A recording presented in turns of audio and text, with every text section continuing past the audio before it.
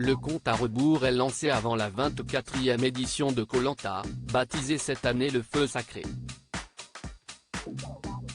Pour cette édition, 20 candidats, 10 hommes et 10 femmes, ont été retenus, notamment un certain Benjamin, qui rêve d'inscrire son nom dans la liste des inoubliables gagnants de l'émission.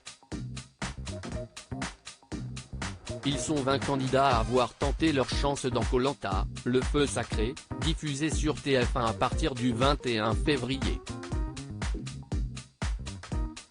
Une édition qui réserve de nombreuses surprises aux téléspectateurs fidèles du programme, qui n'attendent qu'une seule chose, savoir qui succédera à François et Bastien, les derniers vainqueurs ex-aequo de la saison précédente. Si Bastien a récemment avoué ne pas avoir encore réellement dépensé son argent, François, qui est devenu papa pour la première fois en novembre dernier, avait offert une partie de ses gains à une association qui lui tenait à cœur. Pour cette saison, les 20 candidats, 10 hommes et 10 femmes, se sont envolés pour les Philippines, sur la péninsule de Caramoan, où ils ont retrouvé Denis Brognard, une nouvelle fois aux commandes de l'émission.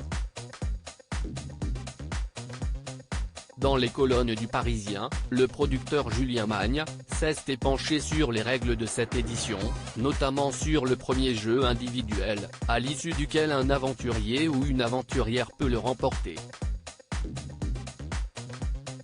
Il a un pouvoir de protection.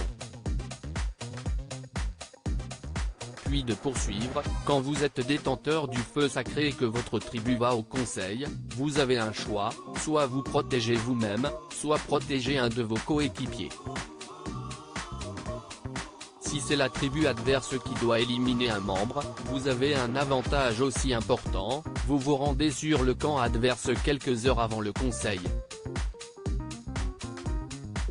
Vous tentez d'interférer dans les stratégies de vos adversaires pour, juste avant le dépouillement des votes, protéger l'aventurier de votre choix.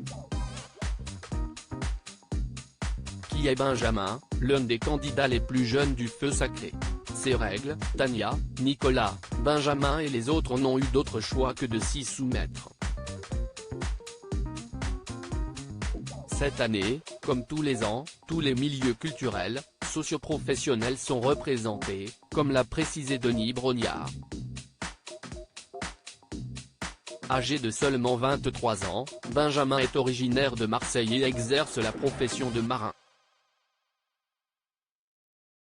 Le candidat, qui vit à 100 à l'heure, lui qui écume les soirées marseillaises et partage des moments de détente entre amis lorsqu'il n'est pas sur les mers, fera-t-il l'unanimité auprès des autres candidats? À Koh Lanta, rien n'est jamais garanti, alors que les alliances sont souvent fragiles et les amitiés parfois trahies.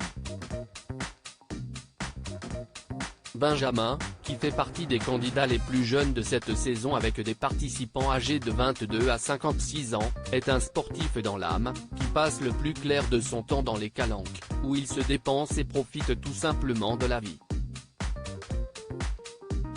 Un casse-cou à la longue chevelure brune, qui mettra certainement ses talents à l'œuvre pour tenter de survivre sur l'île.